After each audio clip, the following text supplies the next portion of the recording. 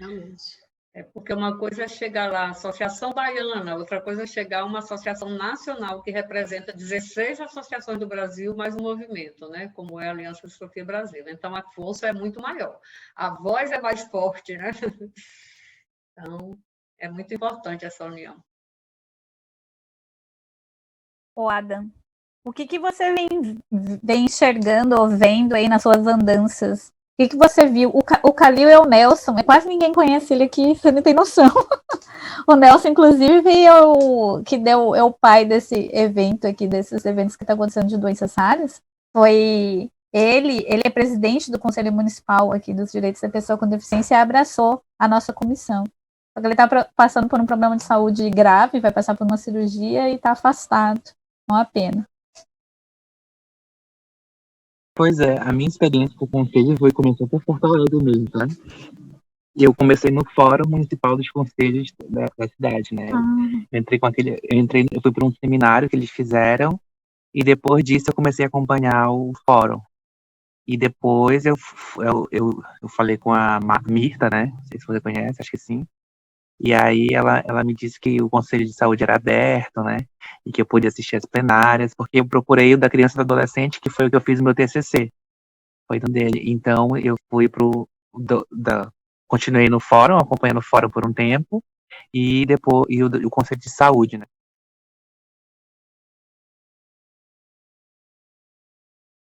Em 2020, antes realmente da pandemia, acho que já tinha uns 10 casos em Porto Alegre quando eu vim para cá. E aí eu me distanciei um pouco. Aqui, em relação aos conselhos, não funcionam praticamente. Só tem 2, acho que 3, da assistência social, da saúde e eu acho que da educação, quando eu fui na casa dos conselhos daqui. E aí é tudo assim virtual, assim, eu senti um pouquinho de dificuldade de acompanhá-los, né? E aí, com o tempo também, acabei não entrando mais em contato com o pessoal daí. E aí entrei aqui por curiosidade mesmo, de entender um pouco, assim, dessa questão da sociedade civil, né? Porque eu venho enxergando muitas barreiras, na verdade, tá? Muitas dificuldades, assim, é muita coisa que tá no papel, mas que não é posta na prática. E aí eu queria escutar um pouco assim, da fala de vocês e entender um pouco da visão de quem está ainda nesses ambientes, né, de participação, né, de influência, de políticas públicas. E eu já percebi aí que essa questão da força, da união, né, ela é importante. Eu acho que quanto mais isolado parece que está sendo mais difícil, né? Então a questão de unir forças ela é importante. Já comecei a perceber isso pelas falas. Não, que qual é o curso que tu faz que eu acabei pegando, escutei falar. Estão escutando? Teu áudio está muito baixinho. Mas deu para escutar. Ela queria eu peguei o lugar errado. Qual o curso que o Adam fez ou faz. É assim. Pois é, eu iniciei o mestrado em administração na URGS. Ah, legal. Mas olha, mesmo unindo tá difícil, viu? Eu não sei, eu não sei como é que tá no Pará, mas aqui assim a gente está enfrentando muito aqueles esquecimentos da gestão, sabe? De passar pelo controle social ou de construir documentos esquecendo que existe controle social, sabe? Esqueci de enviar o e-mail, esqueci de compartilhar o plano, o PAS, etc e tal. Não, PAS não é brincadeira, mas assim, pelo menos com relação à pessoa com deficiência, a gente teve esse problema. Inclusive, não é segredo, tá gravando, vou falar mesmo, que teve o plano aqui de atualização da rede de atenção à saúde da pessoa com deficiência e não passou pelo Conselho Estadual de Saúde. Aí agora vai voltar para o plenário para a gente fazer a apreciação para depois seguir. Então, assim, imagina, né? E passou pelo Conselho Estadual dos Direitos da Pessoa com Deficiência, deram 2 dias para eles se manifestarem. Tá meio complexo, acho que no Brasil todo.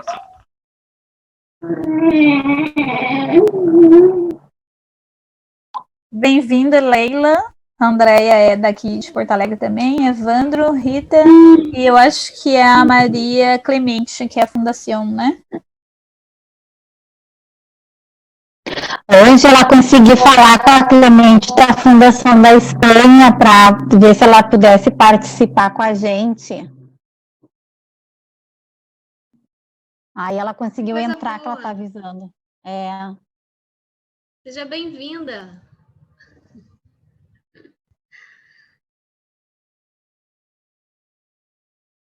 Ó, só para atualizar as pessoas que entraram agora, a gente já fez uma rodada de apresentação, então tá livre, é uma roda de conversa. Quem quiser, pede a palavra. Quem não estiver falando, fica com o microfone fechado. Não tem uma ordem de fala, então é livre, né? Só respeitando a fala do outro. E eu acho que não ficou ninguém para fora da sala. Então, desculpa para quem estava esperando, porque eu não vi, não sinalizou aqui que estava pedindo. A gente estava falando agora, exatamente agora, da participação social das associações nos conselhos, tá? Só para atualizar vocês. Então, a gente estava falando de como tá. Eu falei aqui de Porto Alegre, a Ângela falou do Rio, o Adam falou lá do Pará, da cidade dele. Então, tá livre. E aí o Det falou da Bahia.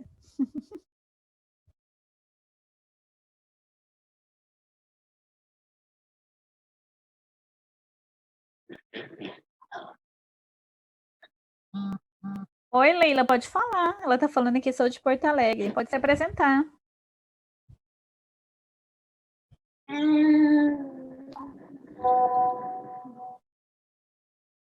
Tá ouvindo a gente?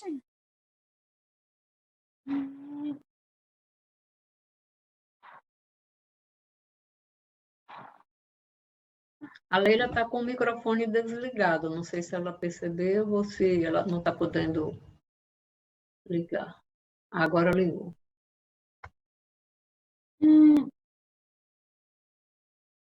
Leila? Tudo bom? Bem, gente, eu estou aqui.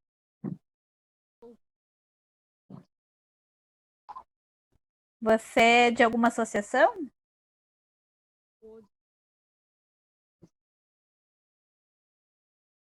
Tá. Trabalha com judicialização da saúde? Sim. É muito você. Tá.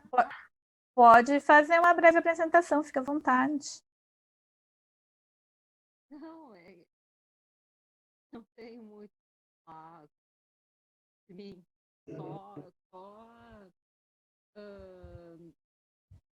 eu acho que passando por um período muito que a gente ouve muito, não pode haver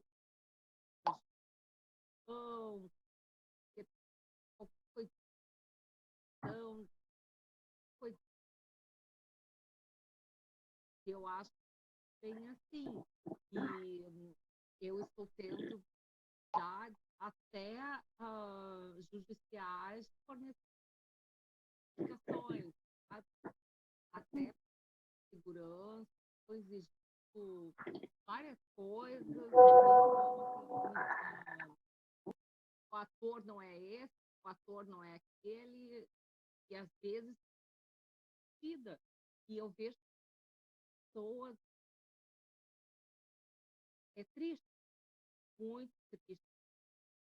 O saúde tem sabe, passaram várias saúde, então justamente plena passaram várias unidades básicas de saúde, ou seja, fazem o povo aglomerar em saúde, sabe? Pois a mim choca. Então, se eu puder, de conhecimento, estamos. Ok, bem-vinda.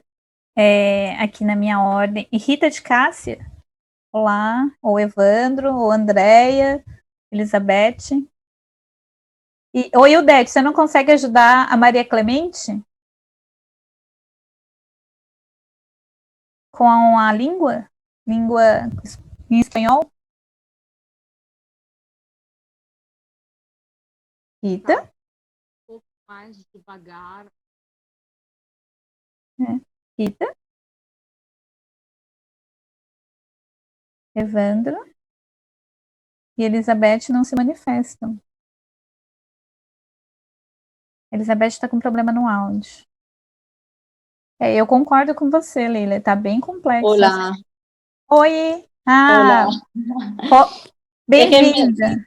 Me da miedo hablar porque no se entiendo bien, entonces no pillo. Estou acompanhando aqui que eu sou do suporte, tá? Eu vou ficar mutado aqui. Só acompanhando. Desculpa, Evandro. Valeu por se identificar. Es que cojo palabras sueltas, pero no consigo seguiros. No sé si me entendéis. Entendemos, e aí o Det pode ajudar.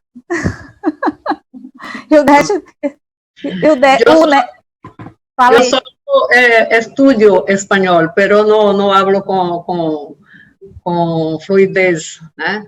Sou uma estudiante de la lengua. Pues habla muy bien, se te entiende muy bien. Ai, que bueno. O neto, é neto mesmo? Em espanhol? Mi nieto, fui a vivir em Espanha agora. Né? ¿Fuiste a dónde? Em Pamplona. Ah, Pamplona. Pamplona. Está ali desde setembro. Né? Setembro. ¿Estás tú o tu nieto? No. Yo estoy en Brasil. ¿Y tu nieto está en Pamplona? Sí, mi nieto y su madre y su padre están en Pamplona. ¿Y ellos tienen alguna enfermedad rara? Sí. Él tiene distrofia muscular de Duchenne. Y allí, muy cerca, en Bilbao, está la presidenta de la fundación. Sí. La madre de mi nieto ya hice contacto con la presidenta de la asociación y fui muy bien recibida, muy bien amparada. Le gustó mucho. Yo es que llevo las redes sociales de la fundación y la presidenta no tiene tanto tiempo para dedicarse a eso y se lo comenté de este encuentro para ver si quería o podía conectarse, pero me dijo, hazlo tú, que yo estoy muy liada porque entre el trabajo, los papeles de la fundación, correos, el niño y todo, pues era muy complicado. Muchas tareas para una persona sola. Sí, y no vamos repartiendo el trabajo. Sí.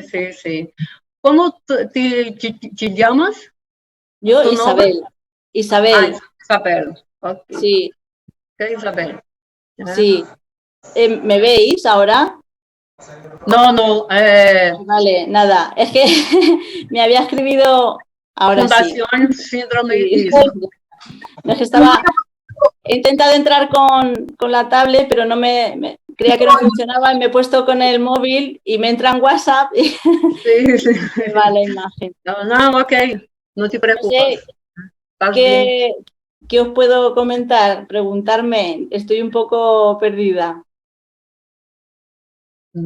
Nosotros hacemos las presentaciones. Karina es la presidenta de la Asociación Nacional de Brasil de Distrofia Muscular y habló un poco sobre la importancia de la unión de las asociaciones regionales para tener una sola voz, ¿no? Y tener poder recibir un objetivo más grande, ¿no? Más completo, ¿no? A nosotros nos escriben muchas familias de de la parte de Sudamérica, de Brasil, de Argentina, de Colombia, y nos piden información o ayudas que nosotros desde aquí, desde España, no podemos darles. Y siempre les damos la información de Aliber, que es la Asociación de Enfermedades Raras Latinoamericana. Sí. Imagino que haremos bien. No conocemos, no sabemos de existencia de otro tipo de asociación que unifique a todas las enfermedades raras. Sim. Há mais alguém? Tem mais alguém aqui de síndrome de Wolff? Perdona?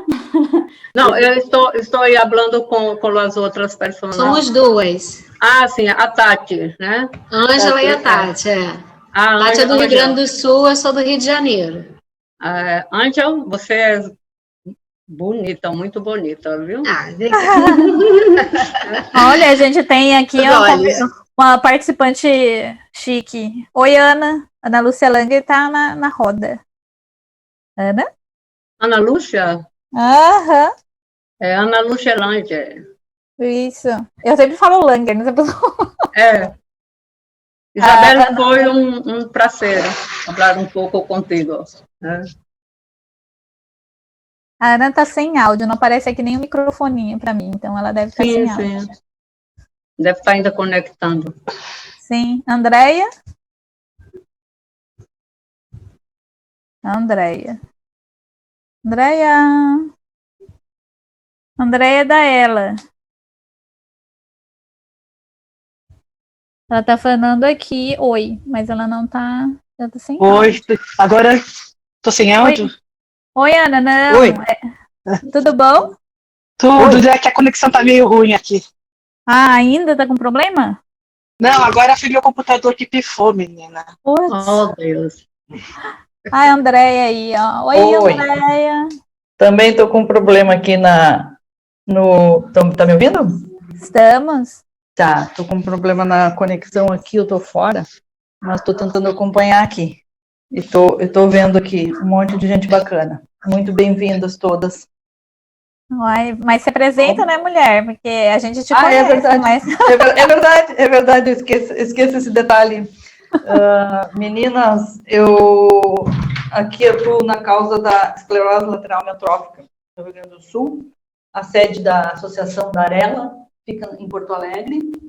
E aí acabei me envolvendo também na causa das raras em geral, e a gente acabou participando da comissão das doenças raras, e somos parceiros de todas as associações, né, que a gente tem contato e bem próximos à distrofia muscular, que a gente tem algumas coisas em comum na condução dos encaminhamentos. E fico à disposição aqui também para todos. Beleza. Ana Lúcia? Oi, eu sou Ana Lúcia, sou médica, sou presidente da Associação Paulista de Distrofia Muscular e faço parte também da Aliança de Distrofia Brasil, do Conselho Consultivo. É um prazer estar aqui. Prazer é nosso. A Rita não se manifestou, não sei se ela está com problemas, enfim. Só para recapitular aí para o pessoal que entrou, a gente fez a apresentação e a gente tem falando da construção das políticas públicas através da sociedade civil organizada e da participação das associações, essa questão de unir forças, enfim. É até bom que a Andréia está aí, né, porque as distrofias, a distrofia são uma doença neuromuscular, assim como a ela, e a ideia é que a gente os nichos vão se unindo, entendeu? Por lutas comuns. Então, assim, são as doenças neuromusculares. Você vai achar nas regiões algumas associações de doenças neuromusculares. Então, elas englobam as distrofias, as escleroses laterais, não, só tem uma, né? Esclerose lateral amiotrófica, a AMI, enfim. E assim a gente vai seguindo. Alguma observação? A Isabel caiu. Ela voltou. Ou é outra Isabel? Não, ela mudou, eu acho, de... Sim. Melhor. Agora Ahora voy a todas juntas. Essa questão até que o Adam trouxe para a gente sobre o controle social, sobre a participação social, eu acho bem importante, como ele disse, né, as observações dele, acho bem importante hoje, nesse momento, todo momento foi importante, mas agora eu acho muito importante, né? Porque como a gente está enfrentando toda essa questão de vacina, questão da pandemia, enfim. E como se falou no GT de doenças raras, são 8 mil doenças raras. Se todo mundo for só levar o problema da sua patologia, entendeu, para o gestor público, a gente não vai ouvir um sim, entende? Enquanto a gente não conseguir organizar uma fala,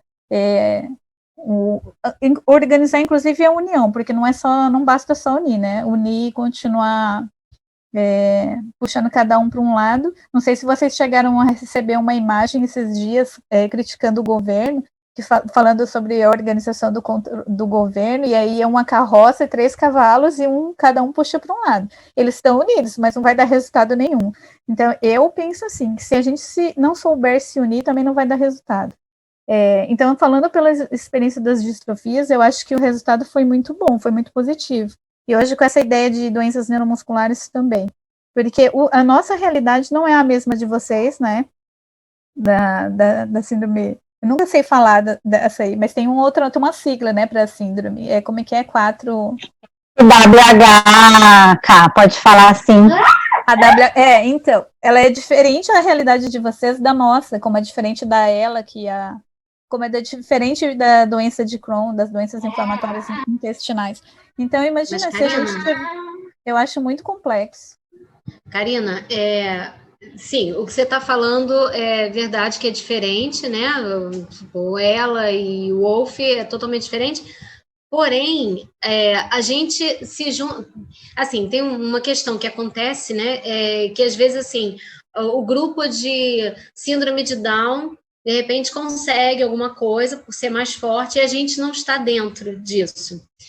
O autista, entendeu? Consegue um determinado, sei lá, uma diferencial, coisa qualquer, né, Ângela? Porque acaba fazendo eles estão com um movimento muito grande também para buscar exercer seus direitos. Isso ficou muito evidente na época da encefalia, microcefalia, né? As crianças de gestantes, né, que tiveram a doença do mosquito, microcefalia, então essas crianças tinham um determinado tratamento especial que era o mesmo que a minha filha precisava. Mas por que a minha filha não tem esse direito, né? Aí só eles têm, porque tiveram força para estar junto, né? Mas eu acho que a gente precisa se juntar ainda mais, porque o que a Karina falou, da distrofia é um assunto, mas o outro tem, né? Dá para a gente juntar e fazer um movimento maior ali para conseguir outras coisas. Como a distrofia pode se juntar com uma outra qualquer, né? Assim, que eu não conheço direito. Organizar essa união, né? Exatamente. Para se organizar demandas e pautas. Sim, eu acho que é bem isso. Se o Estado faz isso, por que não nós, né? Tá aí a síndrome de Down que entrou na vacinação agora com as comorbidades, né? Eles estavam na pessoa com deficiência, se manifestaram e agora eles subiram tipo um degrau e estão agora com as comorbidades porque entraram nas cardiopatias graves. Cardiopatias, eu também sou a favor da gente buscar assim essa unidade de união através de uma comissão, que é o que a Karina conseguiu organizar aqui em Porto Alegre, né? Que eu acabo participando também da Comissão das Doenças Raras pelo CONDEPA, e então, e até uma coisa, né, gurias, eu acabei descobrindo que a Laura era de uma doença rara através da Karina, porque assim, ó, a Laura já estava o quê? Com 7 anos, nenhum médico me disse, ela tinha já 10 médicos diferentes, e ninguém me disse que a guria tinha uma doença rara. Puxa vida, sabe, aí tipo abre toda uma outra perspectiva, um outro leque de possibilidades, como essa que tu tá falando, né, Angel, no sentido essa de uma união através de uma comissão juntando associações, juntando, né, buscando força para ter a questão da terapia, da reabilitação, né? A gente tem uma dificuldade grande de conseguir tratamento de fisioterapia, terapia ocupacional, fonoaudiologia para as pessoas que têm doenças raras, porque aí não é nem por patologia, por doença, mas sim todos precisam, em algum momento na vida, eles vão precisar dessa necessidade, desse tratamento, né? E o governo até tem condições de disponibilizar os centros especializados, as ONGs, eu entendo, sabe, assim, dessa maneira, o terceiro setor até. Eu tenho essa opinião, né? Não sei vocês, gostaria até de levantar essa possibilidade, né, desse objetivo, né, da gente estar aqui junto conversando. Você está falando isso, eu estou me lembrando de uma situação que a gente viveu aqui no Rio, a BBR. É uma instituição assim que atende todas as crianças e tem adultos também que vão e recebem cadeira e tem toda uma ajuda, um suporte. Eu fui com a minha filha lá. Ela estava na época, eu acho que com 14 anos, ela hoje tem 17. E eles disseram para mim que eles só aceitavam crianças até 12 anos. Aí eu Grande falei assim, problema mas também. aí você, assim, até então eu tinha conseguido pagar o tratamento dela todo particular, mas chegou um momento que não tinha mais condições. E a físio, ela não aceita que seja uma vez na semana, tem que ser 3, tem que ser 4, e você fica assim, mas eu não tenho, né? O que eu faço? Aí você vai pedir uma ajuda, e aí a BBR negou por causa da idade. A ACD já negou para outras mães, aí não fui eu, por conta da síndrome. Porque eles dizem que, assim, como a criança não tem capacidade de... Eles acreditam, entendem que o Wolf não vai chegar muito longe, entendeu? Não adianta você fazer nada. Então, todo o tratamento é paliativo, né? Para você não regredir e não para avançar. Então, entende-se isso, acabou. A ACD não atende por conta dessa não evolução. Então você fica muito, né? Assim, agora eu vou correr para onde? O que eu faço da vida? Aí Pois você é, vai para os lugares. eu agora entro na seguinte pergunta, que a gente tem uma advogada aqui que se colocou à disposição, que está participando com a gente. Olha, isso para mim, até a Karina tem, acho que uma opinião bem informada diante disso, experiência, gente, é uma questão que é muito delicada, sabe? Eu gostaria, Leila, da tua opinião diante dessa colocação da Angel, o que mães podem, que atitudes, que ações as mães podem estar, né, buscando, assim, ter diante de uma negativa dessa, porque isso eu não sei nem denominar, sabe, assim, o nome que se dá para essa negativa. Sim, eu acho, olha, Ministério Público, sabe, a primeira coisa é recorrer ao Ministério Público. Leila, tu consegue aumentar teu volume? Eu não ouço. Agora está melhorando. Testa, por favor. A primeira coisa, eu Não. acho que é... Ou chega mais perto. Ai, que meu microfone não aumenta mais. Não, dá para ouvir, Tati. Mas é que a Idelt não escuta quase nada ali. Nem eu. Eu não escuto, a Ana Lúcia também eu acho que não escuta, a Ângela não escuta. Pois é, que estranho, eu estou escutando. Eu não consegui ouvir quase nada do que ela disse, é muito, muito baixinho. É o máximo que eu consigo aqui, eu já coloquei ele no volume máximo. Vai falando que daí qualquer coisa a gente faz uma tradução também. Eu acho que a primeira coisa é buscar o do Ministério Público. E eles têm mais força, sabe, do que se buscar. Se a gente entrar só com uma ação judicial, por exemplo, uma negativa sempre primeiro Ministério Público, nesse caso. Eles tomam a frente.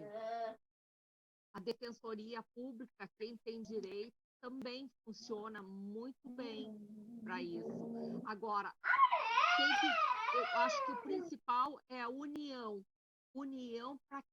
para criar visibilidade, porque quando se tem visibilidade, daqui a pouco tu alcança públicos que sabem que a doença existe ou que se trata.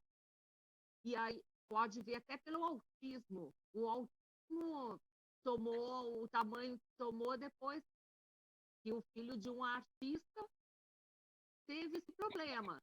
Agora tem lei sobre isso. Eu acho que até para os legisladores, quando tu te une, tu cria uma visibilidade, consegue alguém que fale no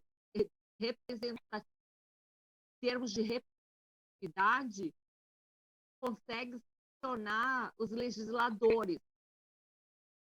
Porque é muito difícil isso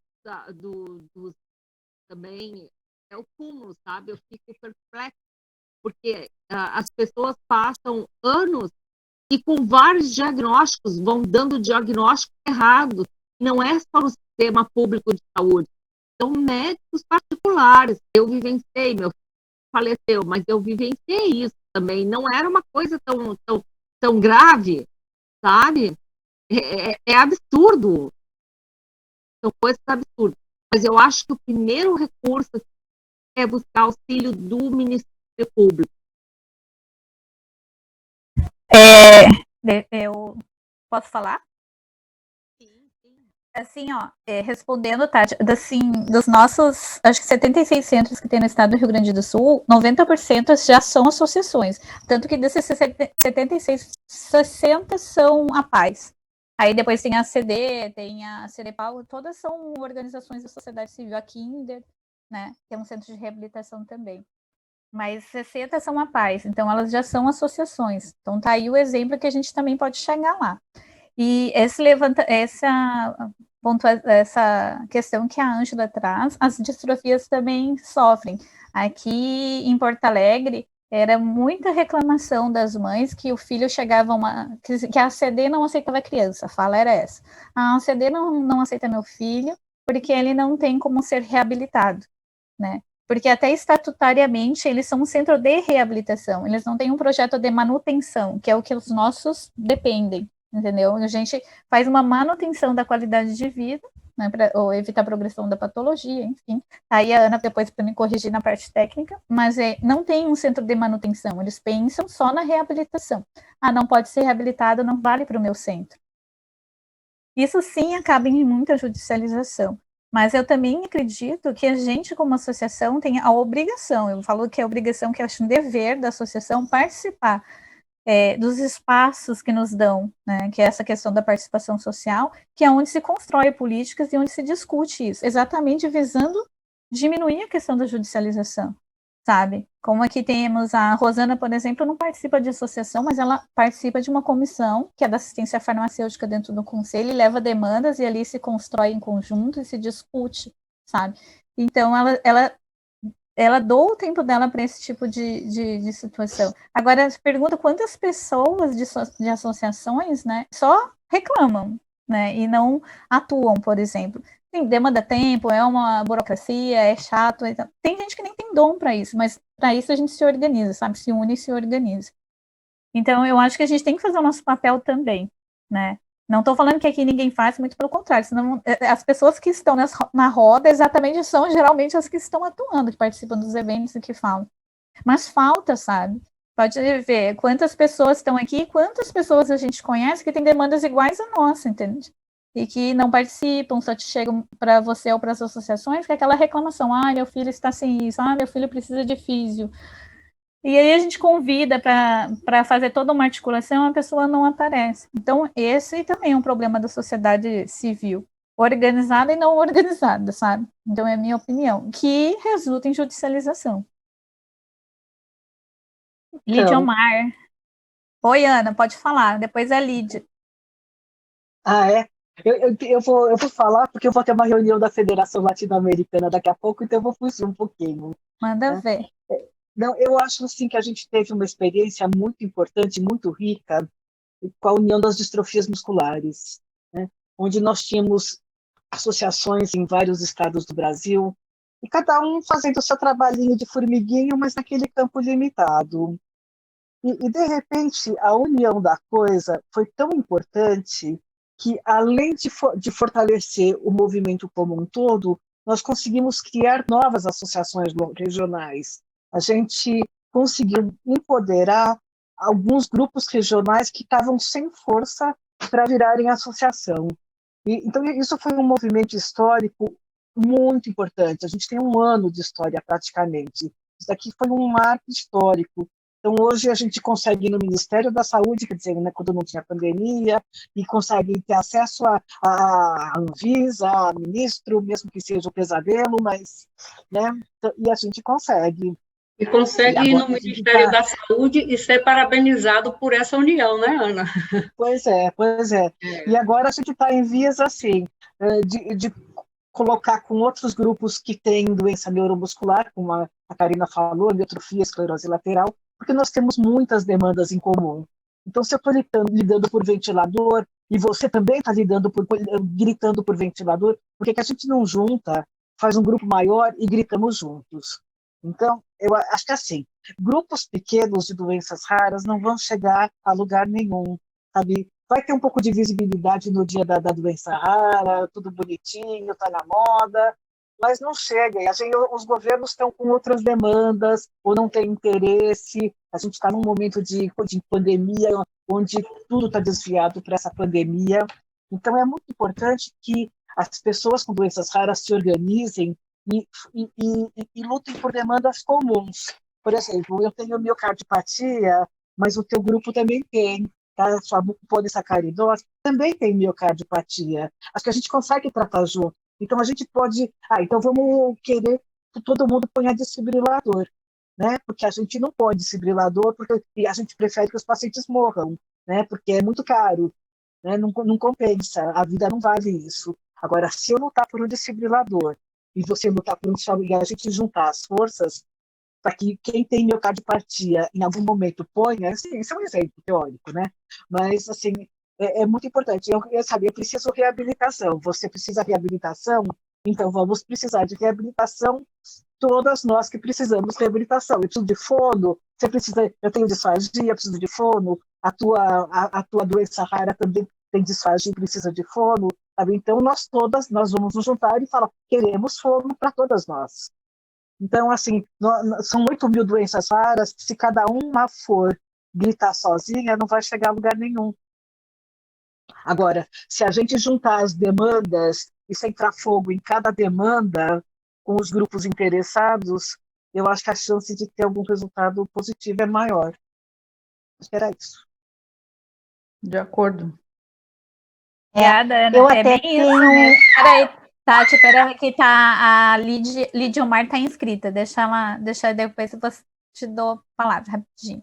Lídia, rapidinho. Lídia, desculpa, fica à vontade. Se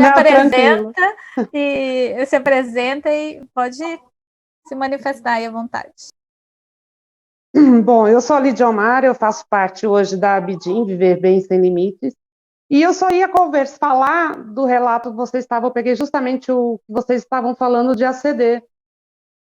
E eu escutei de uma superintendente da ACD, não só eu, como outras mães, que em nenhum momento nós iríamos conseguir uma instituição que nos segurasse a vida eterna, tá?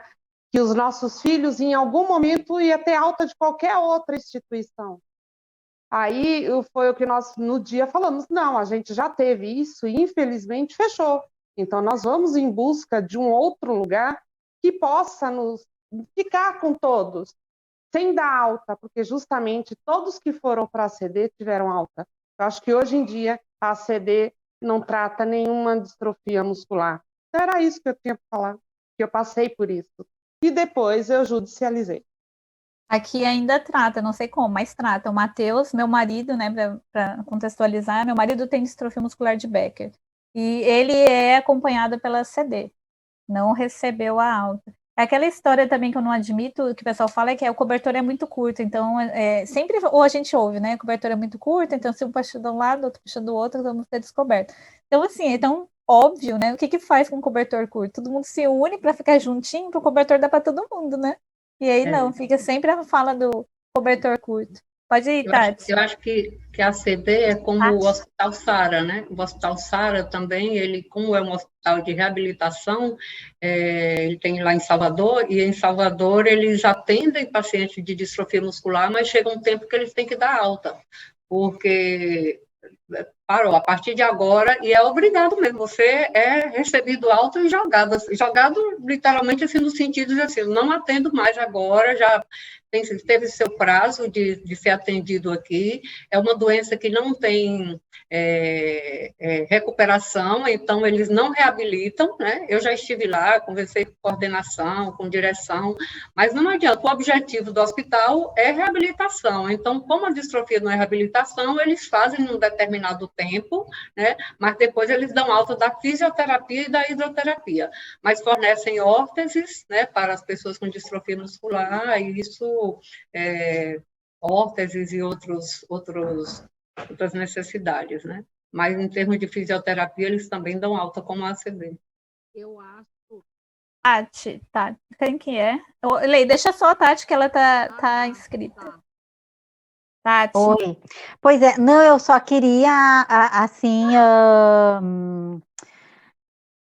dentro da fala, né, da doutora Ana, de até verificar, assim, desse movimento nosso, né, de doenças raras, com a criação dessa comissão que nós temos aqui em Porto Alegre, de uma comissão nacional que parece que está tentando se organizar aí, né, que está no Rio de Janeiro.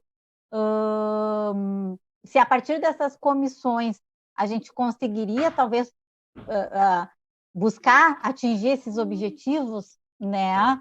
Não sei, daí se a doutora Ana, a Karina, alguém podia, de repente, não sei se tem essas vivências da gente buscar, porque a gente já sabe que o objetivo é unir, mas será que essas comissões que hoje estão, as associações ali presentes, estão conseguindo ter uma pauta única, digamos assim, para que tenhamos um representante, né, lá em Brasília para poder falar por nós? Oi, Leila, pode ir, depois a gente segue. Oi, porque eu vou ter eu tenho uma reunião. Eu acho que a ACD aqui no Sul funciona ainda bem, mas o que eu soube, o próprio, eles não liberam uma terapia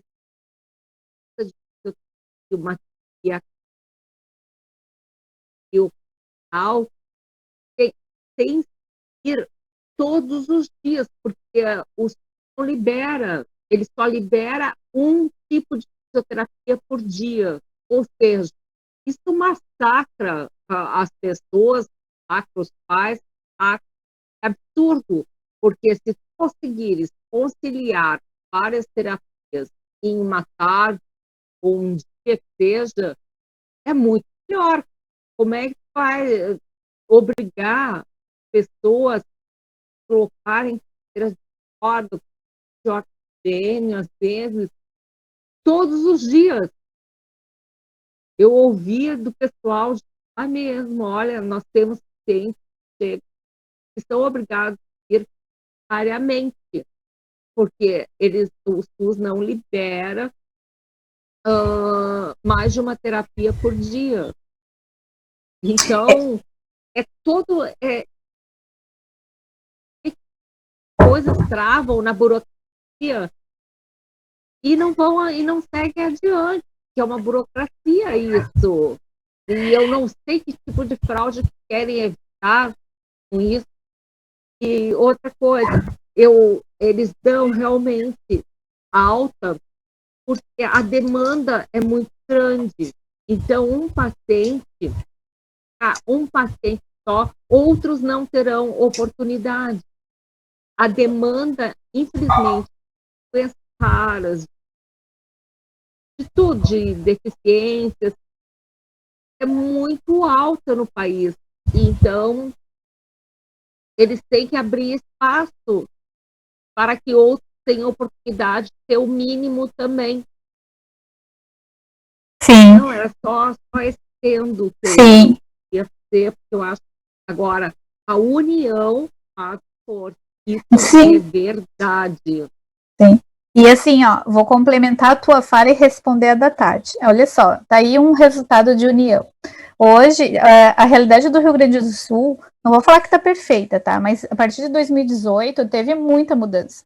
As falas que as mães diziam de que, pelo menos das distrofias, que recebiam alta porque o filho tinha distrofia, isso acabou. Porque hoje eles são regulados diferencialmente. Tá, foi pactuada uma resolução CIB em 2018 e isso foi movimento nosso, assim, sabe? Trabalho de formiguinha, mas de união, que mexeu no fluxo e hoje a gente está mexendo no município de Porto Alegre, que é gestão plena, entendeu? Para o fluxo ser adotado por Porto Alegre, que tem 2 centros aqui, que é a CD e o CDPAL, para que isso aconteça. Então, hoje o paciente, depois que ele foi regulado depois de 2018, até 2018, ele não recebe mais alta. Ele é até contrarreferenciado, mas ele não perde mais a vaga no centro de reabilitação ao qual ele foi regulado. Então, a dispensação, os acompanhamentos multidisciplinares, eles acontecem nesse mesmo centro. Então, isso foi uma conquista nossa, eu acho, sabe? Eu enxergo como uma conquista da União. Então, um resultado que é árduo, demorou, porque em 2018 a gente teve que parir uma gestação de anos, saiu em 2018 e até hoje não saiu de Porto Alegre. Foi feito um plano de atenção à saúde da pessoa com deficiência em Porto Alegre, ele foi jogado no lixo e de novo está sendo reconstruído. Mas se a gente não tivesse lá 2, 3 gatos pingados, isso nunca ia ser pauta. Então a gente continua dando cara a tapa, a gente continua lá brigando, né? A Tati, eu, a Rosana, a Andrea também, mas ela não participa dos da saúde, né? A gente está ali, ó, no pé do gestor público para que isso aconteça. Mas, claro, né, isso vai ser uma briga eterna, acho que ainda tem muito chão, muita coisa para ser construída. Mas isso foi uma grande mudança, essa resolução CIB 2018. Karina, eu queria só fazer uma pergunta dentro dessa tua resposta aí para as outras pessoas. No caso, os pacientes com distrofias também musculares também são atendidos dentro dessa regulação, não é isso? Tá? E vocês sabem, tem alguma estatística, algum relatório de se essa regulação de pacientes que não são reabilitados, mas que precisam de terapia, isso fez com que aumentasse a fila de espera, digamos assim, tem uma fila maior de espera, ou conseguem atender a todas as necessidades? Porque dentro do contexto do que nós falamos agora, da CD e do SARA, no caso, que eles precisam da alta, né, que a Leila, inclusive, colocou, eles precisam da alta, porque a demanda é muito grande, com essa regulação, consegue atender a toda a demanda ou aumentou uma fila? Quer dizer, fixa os pacientes, eles mantêm a sua vaga, né, e essa fila aumentou ou não? Eu vou dizer assim que não piorou. Sim, sim. Não vou falar que melhorou, mas aí onde que a gente está trabalhando? Agora a gente está trabalhando de outra forma. Como a gente não quer receber a alta, exatamente para não criar demanda reprimida, a gente quer acabar com a demanda reprimida, a gente está brigando pela criação e ampliação dos centros. Ok. Entendeu? Então, assim, tem aí o Plano Estadual de Saúde, está em discussão, é que assim, ó, tem X centros, a gente não quer X centros, entendeu? Mapeia-se as macro-regiões e vê assim, ó, macro-região tal não tem centro, tem que ser construído um centro ali, porque tem demanda de tantas pessoas. Então, isso vem... novos pacientes, né? Então, precisa aumentar essa demanda, né? Sim, e se você trabalha por qualidade de vida, então, e se você trabalha por qualidade de vida, obviamente, o paciente vai viver mais, vai ter qualidade de vida, então vai ter longevidade. Então, a ideia é essa, que se amplie o quadro. É obrigação do Estado suprir a necessidade, entendeu? Então, a conversa está sendo assim, está tendo não é na briga, entendeu? Mas, assim, a gente está exigindo essa conversa e ela está ali, tem que né? ter um acompanhamento das organizações para saber, né? Porque senão não entendi. Okay. Eu vou falar, por exemplo, eu posso no exemplo da AFD, que é o que eu conheço. Por exemplo, a ACD atende pacientes do Rio Grande do Sul inteiro, e ela não está dando conta da demanda, porque a demanda, até para órteses, é uma fila que parece que não vai chegar a vez do paciente nunca, ou para marcar uma terapia, uma fisioterapia que fica em fila durante muito tempo. Leila, mas mudou, viu? Não sei de quando. Você tá ainda na ACD? Leila? Leila? Hello? Leila? Gente, ela tá muda, não tá? Ou vocês estão escutando? Ela não está muda. O microfone está. Hello? Leila, faz tempo que você tá na ACD? Ainda tá na ACD? Hello? Não estamos te escutando. Pois é, né? Eu ia falar assim, ó.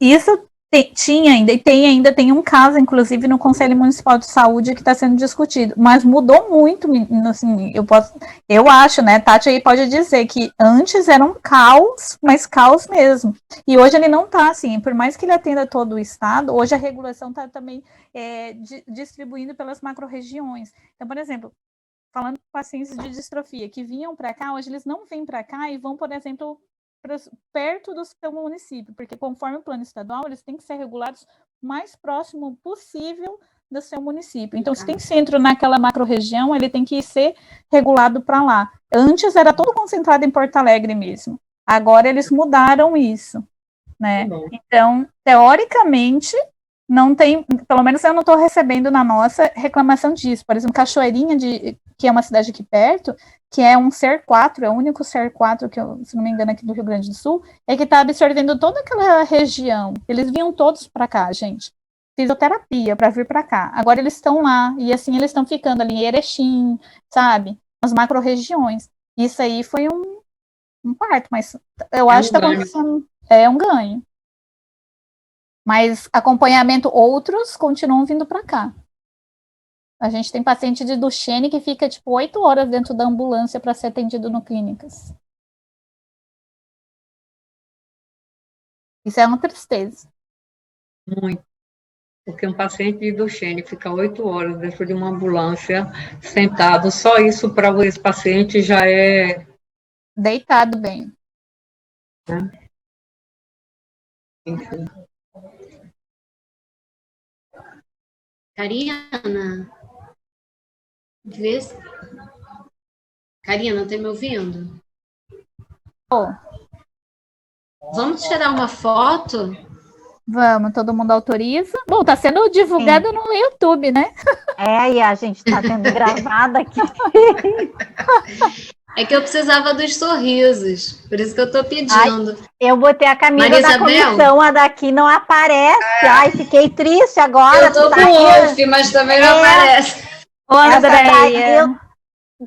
Eu ainda não tenho, daí eu não sei como é que a gente faz para poder aparecer. Não, vou te orientar. Não sei. Vai, Andréia. Maria Isabel. Foto. Vamos fazer um sorriso agora. Andréia. A doutora Ana já foi, né? Ela tinha uma outra, ela outra reunião. Tem a Federação Latina de Distrofias Musculares. Se mais alguém quiser abrir a câmera. Eu tô descabelada, né? Descabelada. Mas aí... Ao natural, mas tô aqui. Acontece. Ui, peraí. Tirei algumas já. Me puse el traductor automático. O Adam abriu aí, ó. Aí o Adam apareceu. Oi, Adam. Agora. Então vou tirar outro. Mas a André foi ali. Então, pronto, tirei mais. Resolvido. A Leila botou no chat que ela saiu, ela tinha que sair também. Ela falou que ela acha ainda que acontece isso. Pois é, eu não sei, sabe? Nos conselhos não tá chegando.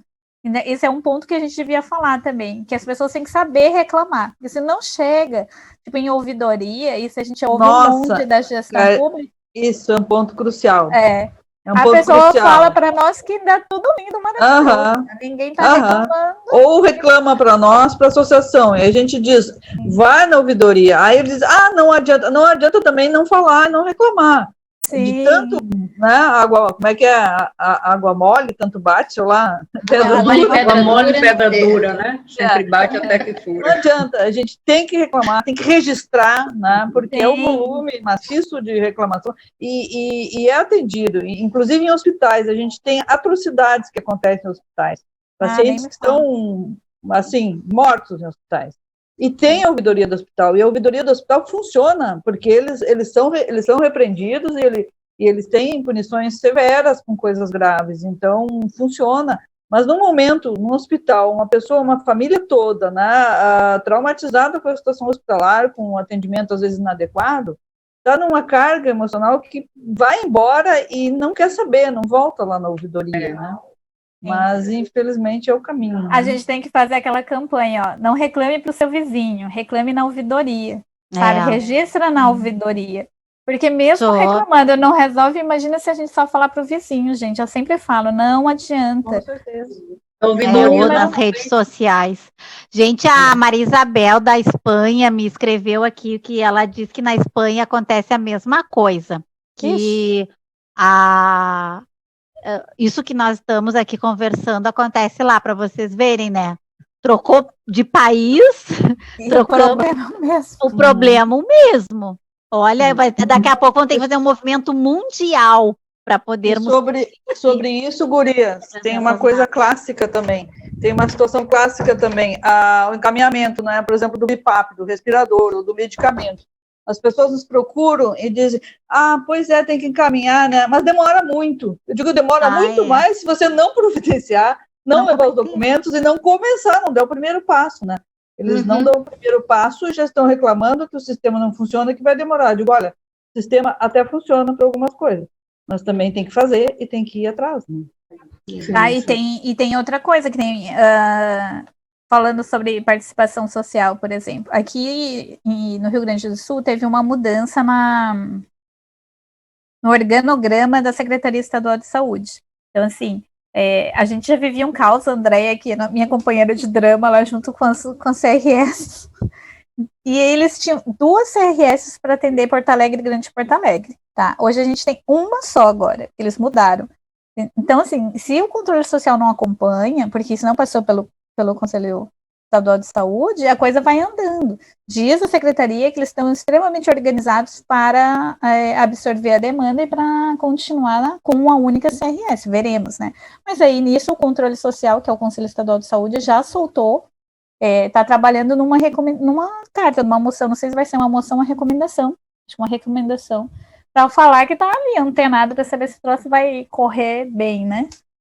Mas se você não está ali, não acompanha, simplesmente você vai continuar ali. Vou lá na CRS 2, na segunda CRS, que atende a Andréia, por exemplo, e vou lá pedir um BIPAP. Não existe. E aí a pessoa tem que começar a estaca zero. Vou para onde? Não sei o quê, sabe? Começa... Só que a gente não tem tempo. Aliás, aqui doenças raras que menos tem é tempo, né? Então, conhecimento para nós é muito importante. Os pacientes que precisam de BIPAP no Rio Grande do Sul, eles pedem através do Conselho ou da Secretaria de Saúde do Estado? Secretaria de Saúde. Secretaria de Saúde. Lá na Bahia nós temos fizemos um passo a passo, né, para as pessoas, quando precisam de BIPAP, a gente entrega na mão e é uma coisa que funciona bem rápido, assim, a secretaria atende dentro de um prazo muito...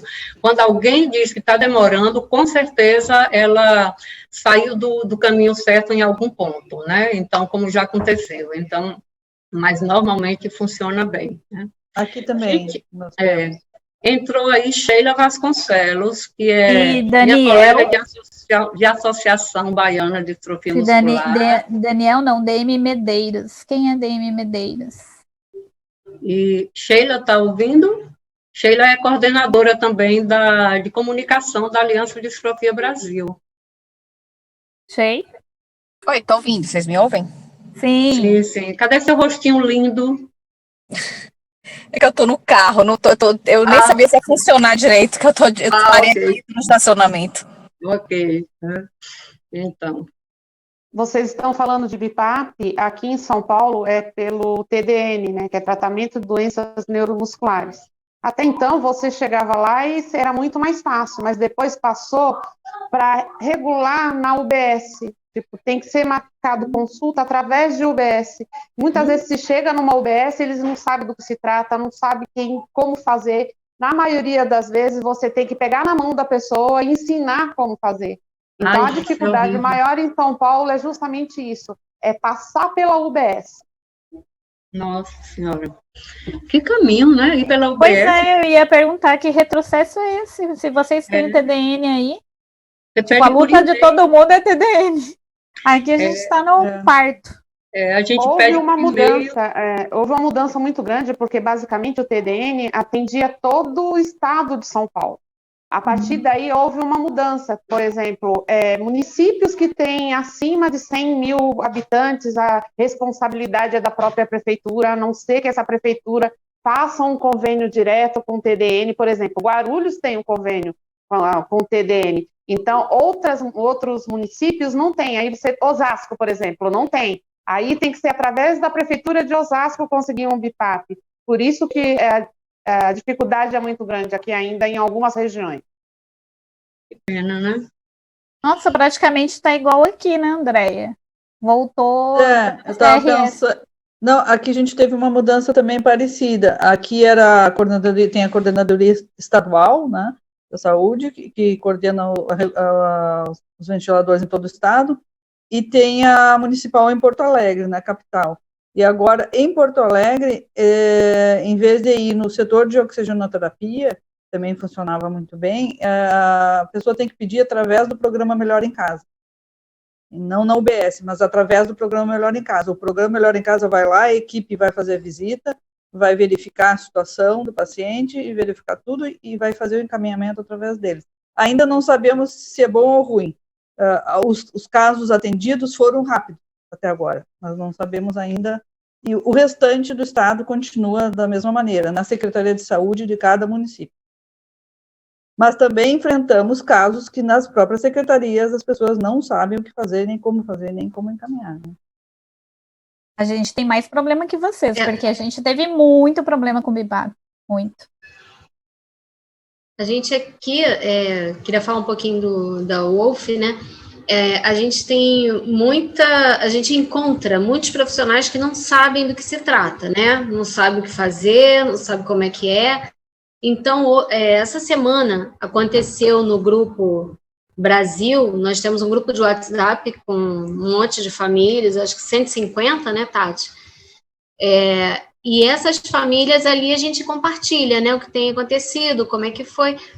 E as mães falando que o quanto falta conhecimento médico para entender que as nossas crianças são menores e têm baixo peso.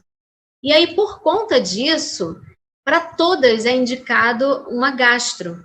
E não necessariamente a criança tem a necessidade. Então, por falta do conhecimento, de saber que tem uma curva diferente, que existe uma curva padrão das crianças, né, ditas normais, e tem a curva da síndrome de Wolff.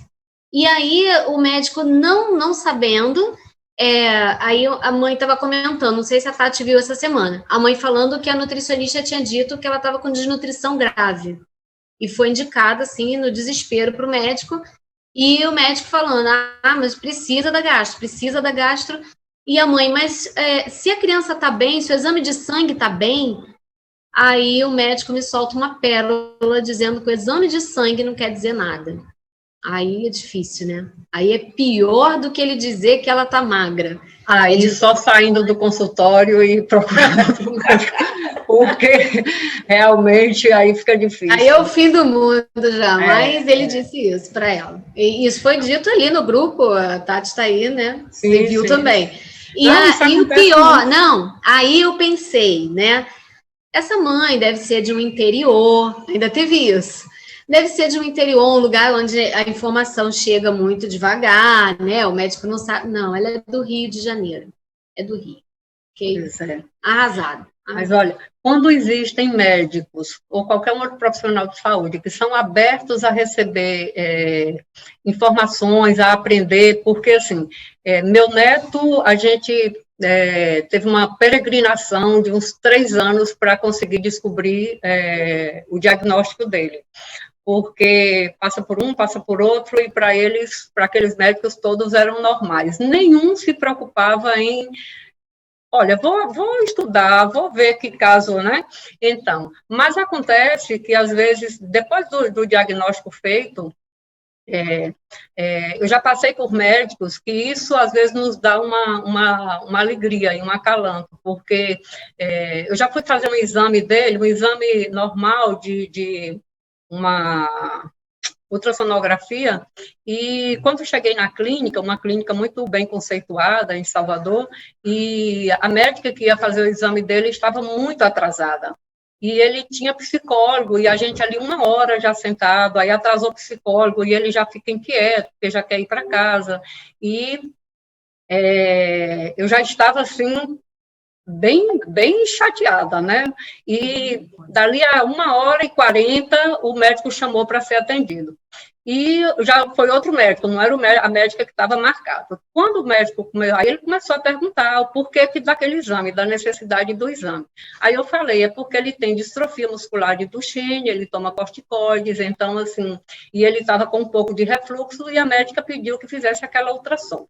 Aí ele virou para mim e falou assim, distrofia muscular de Duchenne, sim, ele não sabia o que era. E aí nós começamos, mas ele foi tão receptivo, tão aberto, nós conversamos ali uns 40 minutos sobre distrofias musculares, e principalmente sobre distrofia muscular de Duchenne. Ele virou para mim, ao final da conversa, porque eu sempre me emociono nessa parte, assim, mas ele virou para mim e falou assim, Dona Ildete, hoje, quando eu chegar em casa, que eu tomar meu banho, que eu fizer meu lanche, eu vou me debruçar sobre os livros para estudar sobre distrofia muscular de Duchenne. Ele é um professor de universidade, de curso de medicina, o dono da clínica, então, assim, toda aquela minha raiva passou, eu saí de lá ganhando o dia, eu digo, gente, e eu sou uma pessoa que acredita realmente que tudo tem uma razão de ser. Dificilmente eu fico muito chateada, porque eu acho que sempre assim, Deus está sempre conduzindo para que as coisas aconteçam da forma certa. E aquela médica ter atrasado, e aquela 1h40 que me deixou possessa inicialmente, valeu tanto a pena, que eu agradeci tanto a Deus quando eu saí de lá, aquela médica não ter ido, porque, assim, um médico que é o dono de uma clínica super conceituada, ele não conhecia, professor de universidade, da Universidade Estadual, do curso de medicina, e aí ele dizer para mim que quando ele chegar na casa dele, depois do banho e do lanche, ele vai se debruçar para entender sobre distrofias musculares.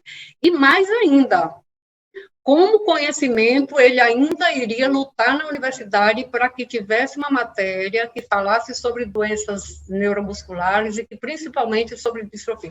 Então, assim, se todos os médicos fossem assim, né? Então, lamentavelmente, existem médicos e médicos, esses que são receptivos e que são abertos a receber, a ouvir uma mãe. Eu não sou médica, a minha formação é enfermagem, mas nunca fui enfermeira, então, assim, não estava ali falando como profissional, né? Eu estava ali falando como avó, e ele me ouviu, mas me ouviu mesmo, não só me escutou, ele me ouviu e me escutou, as duas coisas. Então, esse é o nosso sonho, né, Angel? Não é?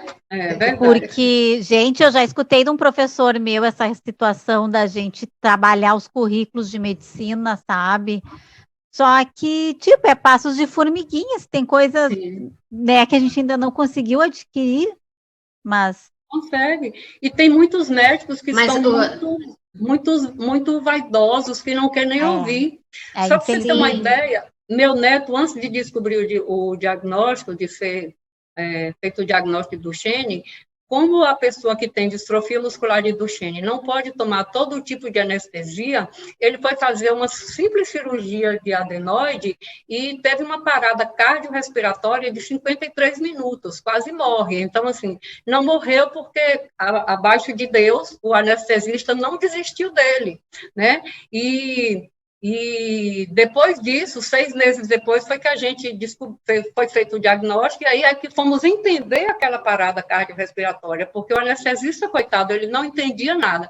Enfim, E depois, ainda antes de ser fechado o diagnóstico, nós fomos, nas nossas andanças por médicos, nós fomos em uma neurologista, muito bem conceituada, com consultas caríssimas, e ela duvidou ali daquele relatório, que a gente anda com a página, daquele relatório que ele tivesse uma parada cardiorrespiratória de 53 minutos.